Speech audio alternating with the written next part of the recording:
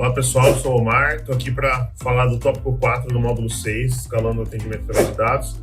Nesse tópico a gente vai falar sobre identificação de oportunidades de melhoria num processo aí de atendimento, né? A gente pode separar as análises operacionais de uma equipe de atendimento em 4 níveis, tá? Primeira análise é aquela análise de rotina, né? No dia a dia, a gente sabe que muitas vezes eu tenho gargalos na operação, eu tenho que resolver problemas na minha operação, né? Então, durante a rotina, a gente vai sentindo onde que está o problema da operação e acaba tendo que realocar a equipe para, por exemplo, ajudar a atacar algum gargalo de alguma fila ou de algum problema específico. A gente acaba pedindo ajuda aí de outras equipes, de outras pessoas, né? No segundo nível, eu tento entender esses gargalos de uma maneira um pouco mais sistêmica, né?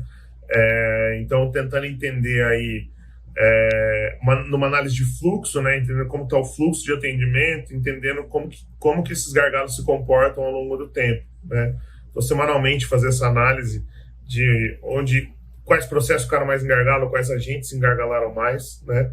Isso pode trazer insights muito importantes sobre dimensionamento de equipe, né? Já no terceiro nível, a gente pode falar aí que é um nível de análise tática, né? Nessa análise tática, a gente cruza dados aí que vem os KPIs que vem do software de Helpdesk, para entender principalmente volumetria e cruzamento de dados, cruzar esses dados de qual canal, qual agente, qual tipo de demanda, qual pedaço do produto, né? A gente tenta entender esse nível de análise tática e compartilhar essa análise com a equipe, né? Por fim, a gente fala de análise estratégica, que é quando a operação de atendimento ela vai estar vinculada, ela vai se vincular, né? Ela vai ter contato com o restante da empresa, né? Com o restante dos objetivos da empresa. E aí, nesse cenário aqui, as grandes preocupações é trabalhar com orçamento, capacidade, contratação de pessoas, né? E, por exemplo, redimensionamento de canais, né? Eventualmente eu tenho canais aí que estão caros ou processos que eu preciso melhorar e que levam um pouco mais de tempo, né? E aí, nas reuniões mensais de resultados, você acaba trabalhando esses projetos estratégicos para atacar esses problemas levantados no nível estratégico, né? É importante separar esses níveis para a gente entender bem o escopo de tomada de decisão de cada um deles, né? Então, no primeiro nível aí de análise operacional, a gente está falando de entender o fluxo de trabalho no dia a dia, né? E aí, para entender esse trabalho no dia a dia, a gente está falando de melhorar muito bem, otimizar a rotina lá na ponta, né? Lá no que a gente chama de chão da fábrica ali, né? Então, melhorar os processos para a rotina dos agentes ser mais produtiva. Então, pequenas melhorias, algumas automações, para deixar a coisa mais fluida, né? Depois a gente trabalha nessa análise operacional também, a gente acaba identificando alguns gargalos e sobrecargas em alguns agentes ou processos, né? Sempre vai ter aquele agente mais experiente que pega mais demanda para ele, e aí é papel da equipe trabalhar para entender se esses padrões se repetem ao longo do tempo, né? Se esse cara sempre fica engargalado, se aquele processo sempre fica engargalado em determinado período do dia, da semana, do mês, enfim. Então, entender o comportamento desses gargalos ao longo do tempo é super importante, né? Outra coisa importante nessa análise operacional é, de fato, trabalhar essa realocação de equipe, né? Então, segmentar as filas de atendimento e conseguir reagir nas filas que são mais prioritárias, eventualmente, por exemplo, uma fila de cancelamento, uma fila com problemas de pagamento, se você for uma fintech, por exemplo, separar esse tipo de demanda, uma vez que elas têm prioridade diferente de outras demandas, você consegue trabalhar a realocação de equipe dentro do próprio dia, né? E análise de duração e frequência de gargalos é, de fato, entender se esses gargalos são sistemáticos, ou seja, eles estão inerentes ao sistema que se usa. Por exemplo, se você tem um software que trabalha com um fluxo de pagamento todo dia 5, fatalmente você vai ter mais atendimentos próximos ao dia 5, né? Então, a equipe tem que ser dimensionada e se preparar para isso, né? Se preparar para que esses gargalos não aconteçam, né? Ou entender se esses gargalos são simplesmente efeitos de um evento esporádico, aí, uma disponibilidade de sistema, por exemplo, tá? Uma coisa muito importante quando a gente fala de melhoria de processos é nunca focar a análise numa pessoa, e sim sem considerar o contexto do processo, né?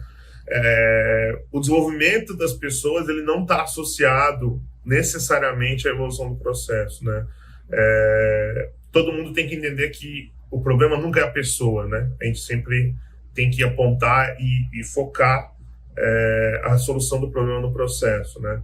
E se o problema virar a pessoa, a gente acaba tendo que, infelizmente, trocar a pessoa, né?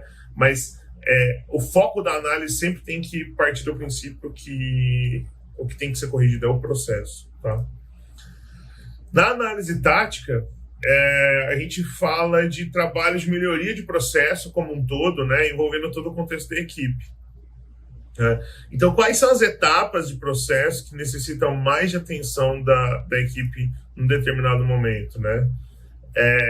A análise tática, a maioria, ela tem que ser orientada a dado, né? A gente não pode ser só orientada a feeling, só orientada a percepção. O ideal é que também a análise operacional não seja só orientada a dado, também seja orientada a dado, né? Mas a gente sabe que é um pouco mais difícil de obter esses dados de rotina de uma maneira concisa, né? Então, sempre tem que entender quais são os dados que evidenciam a necessidade de implementação de melhorias, né? E fazer isso continuamente, né? É muito importante sempre provocar o senso crítico da equipe para que os padrões dos processos sempre evoluam, né? E dar ritmo para essa evolução, tá? Já na análise estratégica, a gente acaba falando de um entendimento da equipe de negócio no contexto da equipe de suporte, no contexto de negócio como um todo, no contexto de todo o negócio, né? Ou seja, em qual resultado da companhia o trabalho do suporte é refletido diretamente, né? E entender o papel do suporte nessa análise mais estratégica, né? Outra coisa importante aqui é trabalhar a definição e o acompanhamento de orçamento do time, né? Quando eu posso contratar mais recurso, quando eu posso contratar uma ferramenta nova, ou seja, qual ponteiro eu estou querendo mexer para investir aí no meu processo de melhoria, né? Acompanhamento de projetos estratégicos, né? Então, aqueles projetos são definidos lá no início do planejamento, nessa análise estratégica, elas têm que ser acompanhados e o reporte, né, tem que ser feito. A gente tem aqui, então, para trabalhar essa identificação de oportunidade, a gente tem aí vou trazer uma dica aqui de 3 cerimônias, aí, três eventos de rotina de gestão que podem ser feitos, tá? Primeiro são as reuniões diárias, né? Então, a equipe se reunir diariamente e principalmente resolver impedimentos e gargalos diários do processo, né? Então, identificar, olhar as filas e aí o time decidir, junto sempre com o apoio do líder ali, para remover impedimentos. Tô travado no chamado faz mais de um dia, ou o time X não me responde quando eu preciso, esse chamado aqui está atrasado, enfim. E aí o papel do líder nesse cenário é de remover os impedimentos, né? Então, remover todos os impedimentos que a equipe tenha para concluir os atendimentos aí, tá? Já nas reuniões semanais, a gente está falando de acompanhar o andamento operacional mesmo. Então, é ter um dashboard que vai mostrar as principais métricas que estão se procurando melhorar, né? Vindas do planejamento estratégico ou não, tá? Mas sempre acompanhar essa execução, o estado dessas métricas e também o acompanhamento dos planos de ação e projetos de melhoria que já estão em andamento, né? Então, tem um script aí, né? Ou seja, acompanhar os planos de ação que estão sendo executados, né? Então, ver as ações que eram para ter sido feitas, verificar os resultados, analisar desvio e montar novos planos de ação para alguns eventuais desvios, né? E acompanhar o avanço dos projetos estratégicos. E aí, nesse cenário, o papel do líder é, de fato, analisar os dados e facilitar o plano de ação. E aí é muito importante esse ponto de facilitar o plano de ação, que apesar de ser papel do líder reportar o plano de ação, a construção dele não necessariamente tem que ser do papel do líder. O líder, ele tem uma visão um pouco mais maior, mais profunda do processo, mas ele tem que empoderar a equipe dele para entender como que ela vai melhorar, enfim, os seus processos aí, tá? E aí a gente tem uma outra rotina de reuniões mensais, né? Onde o trabalho dos meses são consolidados, então o nível do reporte ele sobe um nível a mais, né? E eventualmente essa reunião é feita inclusive com a diretoria, né? Então, né, nessa reunião são reportados os resultados, são apresentados os planos de ação e os status desses planos de ação e discussão de como está a evolução dos projetos estratégicos, né? E aí o papel do líder do atendimento, nesse caso, é mostrar a visão de médio prazo para outras equipes, inclusive, né? Então, essa reunião ela pode, inclusive, ser feita com outras equipes, né? O líder ele consolidar os resultados e montar essa reunião mensal. Uma coisa importante, uma dica importante para reuniões em geral é sempre trabalhar com pauta de reunião, tá? Então, começar a reunião sempre com uma pauta do que vai ser discutido, né? E para a reunião ser o mais objetiva possível, né? Senão ela pode se estender muito e a discussão pode ir para lados não desejados aí, né? Lados que vão tirar a produtividade da equipe, tá? Então, de novo, né, sobre a questão de melhoria de processo, sempre focar na análise nos processos, não nas pessoas, tá? Então, a parte de análise de pessoas, ela é uma outra matéria, ela é outro foco. Quando a gente está falando de melhorar processo, a gente está falando de melhorar processo, né?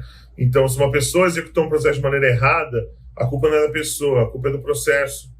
Então, o que a gente tem que fazer para melhorar o treinamento, a capacitação e o nível daquela pessoa, né? Aí, obviamente, se isso for reincidente, se isso começar a acontecer muito, aí é um outro departamento, né?